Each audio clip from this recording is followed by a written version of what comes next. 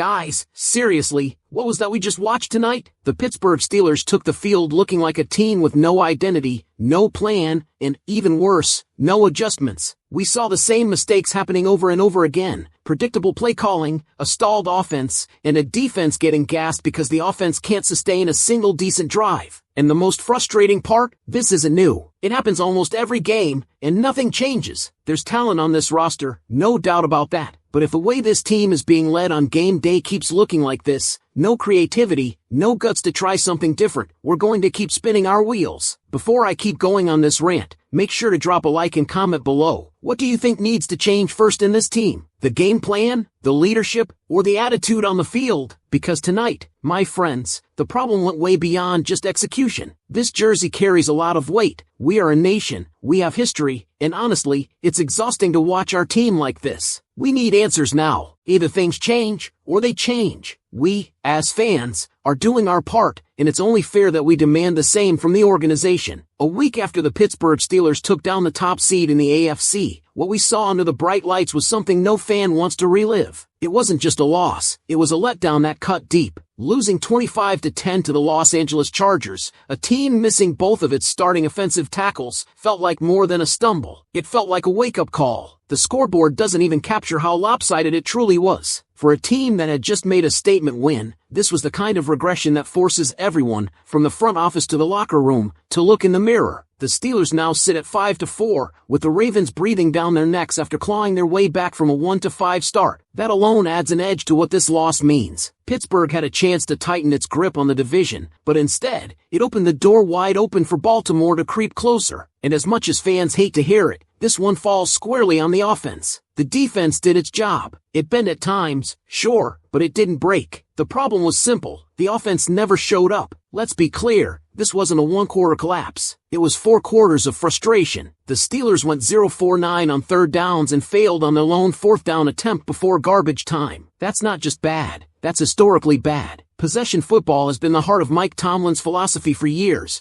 and when your offense can't even stay on the field, no defense in the world can bail you out forever. Aaron Rodgers, who has shown flashes of veteran brilliance throughout this season, had his worst game in black and gold. Before garbage time, he was under 50% in completions, 3 turnovers, a handful of overthrows, including one deep shot to DK Metcalf that could have changed everything, and 0 rhythm. It wasn't just a bad day. It was a total disconnect between what this offense is supposed to be and what it showed. There were drops, missed reads, penalties, you name it. And while Rodgers struggled, the offensive line didn't help. Broderick Jones gave up quick pressures all night, and even though Rodgers held onto the ball too long at times, there were too many snaps where the pocket collapsed before plays had a chance to develop. For a unit that was supposed to be gaining stability, this was a step backward. Jones, once seen as a cornerstone tackle, is now in a make-or-break stretch of his development. If the season ended today, the front office would have some hard questions about his fifth-year option. Still, one player continues to stand above the chaos: Jaylen Warren. The guy was electric again, racking up nearly 100 yards from scrimmage, running with passion, and playing with the kind of urgency this offense lacked as a whole. He hurdled defenders, kept drives alive when possible, and reminded everyone that this team's true identity should run through him. Warren averaged 5 yards a carry, yet somehow, he only had 14 carries. That's not just a questionable game plan, that's coaching malpractice. Arthur Smith and Rodgers have to recognize what works and what doesn't. This offense cannot function as a pass-heavy, quick-read scheme built around Rodgers' short-game tendencies. That's not Pittsburgh football. This team's identity must be ground and pound, feeding Warren, setting up play action, and letting the physicality dictate the tempo. The moment the Steelers get away from that, they lose who they are. Yes, there were some missed calls from the referees, 2 blatant non-calls on pass interference against DK Metcalf, including one on a 4th down in the end zone. But let's be honest, you can't rely on flags to win you football games. Good teams make plays despite officiating. Pittsburgh didn't. The defense, however, once again proved it's not the issue. They forced stops, pressured Justin Herbert, and contained a good quarterback even with the offense putting them in impossible situations. The safety duo of Jalen Ramsey and Kyle Duggar continues to look strong, forcing Herbert to hold the ball longer and creating windows for the front 7 to get pressure. Run defense was spotty at times. Kamani Vidal got 95 yards, but the defense played more than 15 minutes longer than the offense. Any unit would wear down under those conditions. Now, The real concern is whether this kind of offensive flatline is a one-week anomaly or a warning sign of something bigger. Was this just a bad night, or is there a deeper issue of inconsistency brewing under the surface? Because right now, with the Ravens surging and the Bengals up next, there's no room for off nights. Because if this was just a blip, then fine, great teams have those. They regroup, refocus, and come out sharper the following week. But if this game revealed something more systemic, if it showed cracks that have been quietly widening all season, then Pittsburgh has a serious problem on its hands. And it starts with accountability, from Aaron Rodgers, from Arthur Smith, and from Mike Tomlin. Rodgers himself would tell you, that was not winning football. He overthrew open receivers, missed progressions, and at times seemed out of sync with his own protection. You could see the frustration building, the look on his face after that deep miss to Metcalf said everything. Rodgers has earned respect in this league for his accuracy, but when he's off, this offense doesn't have the margin for error to survive it. The Steelers aren't built like Green Bay was in his prime. They can't win on his arm alone. They need structure, discipline, and balance. And Arthur Smith has to wear some of this too. The scripted drives early in the season were sharp, efficient, creative, and balanced. Lately, 3 straight 3-and-outs to open back-to-back games. False starts on the first snap. Predictable concepts. You can't open a game like that in the NFL and expect to dictate tempo. The Steelers' best drives this year have come when they stay ahead of the sticks, mix formations, and use play action to keep defenses honest. Sunday night, they looked like they'd forgotten that entirely. Still, what separates a contender from a pretender isn't just how they play when things are going well, it's how they respond when things fall apart. And that's what this next stretch will show. Cincinnati, Chicago, Buffalo, 3 games that could define this season, each with its own story. The Bengals' defense is reeling, one of the worst in football right now. The Bears are rebuilding, inconsistent but scrappy. The Bills? Beatable, especially for a physical offense that commits to the run. Pittsburgh has a real opportunity here to reestablish itself, but that only happens if they find consistency on offense and trust what works. The good news? The locker room isn't fractured. By all accounts, this team still believes in its core identity. Rodgers took ownership after the game, saying the offense needs to execute better and finish drives. Warren continues to lead by example, playing every snap like he's fighting for a job. The defense hasn't pointed fingers, and that matters. A season can spiral fast when divisions form inside the building. The Steelers don't have that issue, at least not yet. And let's give some credit to the defense again. Holding Justin Herbert and the Chargers to just 25 points with the offense sputtering? That's not easy, especially considering Los Angeles controlled the ball for over 15 more minutes. That defense is championship caliber when it's not forced to play 70 snaps a night. The safety duo of Ramsey and Duggar is clicking. The corners have been physical. Even without Darius Slay, who exited with a concussion, the secondary held its own. If Slay misses time, Asante Samuel Jr. could get more looks, and honestly, that could end up being a blessing in disguise. But everything circles back to the offense. You can't waste that kind of defensive effort every week. You can't expect your defense to hold teams under 25 while you're scoring 10. That formula doesn't last in the NFL. And at some point, Rodgers has to be the difference maker again, the guy who finds ways to elevate everyone around him. The Steelers didn't trade for a veteran just to manage games. They brought him here to win them. Now, here's the thing about Mike Tomlin's teams. They rarely fold. You can say a lot about his coaching, but he gets his guys to respond. This team has 7 games left to prove who they really are. Beat Cincinnati, get back in rhythm, and suddenly the narrative shifts again. Because that's how this league works. It's week to week, momentum driven. And right now, the Steelers have a chance to turn frustration into fuel. But they've got to start fast. They've got to run the football. They've got to stop the penalties and finish drives. Simple football, executed well, that's what wins in November and December. So the question is, can this offense flip the switch before it's too late? Or will they let what started as a promising season slip away while the Ravens run the table? Let me know what you think down in the comments. Are the Steelers still built to bounce back? Or did this loss expose something deeper? If you're still believing in this team, hit that like button, subscribe, and stick around, because we've got a lot more coming your way. And here's the thing, the Steelers don't have time to wait for everything to click. The clock is ticking on this season, and every mistake, every slow start, every missed throw matters now. When you've already dropped 3 of your last 4, momentum isn't just a luxury, it's survival. This team can't afford another wasted Sunday. The good news is, there's still plenty of football left. 7 games. That's 7 opportunities to show what this group is really made of. The AFC playoff picture is tight, but it's far from settled. Win 2 in a row, and suddenly you're back in control of your destiny. Lose another, and you're on the edge of watching January from the couch. That's the razor's edge this team walks right now. You can feel the frustration from fans, and rightfully so. After beating the #1 seed in the conference just a week ago, expectations soared. People started believing this team had finally turned the corner. Then, under the lights, they laid an egg. That kind of inconsistency drives any fan base crazy. But you know what? This isn't the first time a Mike Tomlin team has looked lost mid-season and found a way to flip the switch. History says not to count him out, and part of that hope comes from what we've seen in flashes. When the offense leans on Jaylen Warren, when the play action opens up, when Rodgers stays on schedule, this team looks dangerous. The formula isn't complicated. Pound the rock, control the clock, and let Rodgers pick his moments. When they've done that, they've beaten quality opponents. The talent is there, the execution isn't. Rodgers knows that. He's one of the most self-aware quarterbacks in football. After the game, you could see it in his demeanor. No excuses, no finger-pointing, just accountability. He admitted he missed throws. He admitted he has to be better. That matters, because when your leader owns it, everyone else follows. But it can't stop with words. The next few practices, the next game plan, the next opening drive, those moments define seasons. Arthur Smith and Rodgers need to rediscover the rhythm that made this offense hum earlier in the year. It's not about reinventing the wheel. It's about getting back to fundamentals, first down efficiency, balance between run and pass, and eliminating self-inflicted wounds. Meanwhile, the defense just has to keep doing what it's been doing. There's a reason why even in losses, they've stayed competitive. This unit gives the offense every chance to win games. They limit explosive plays, they create pressure, and they force turnovers. And that's even more impressive considering the snap count disparity. If the offense can just sustain a few more drives, this defense could be even more dominant down the stretch. And don't overlook the upcoming matchups: Cincinnati, Chicago, Buffalo. None of them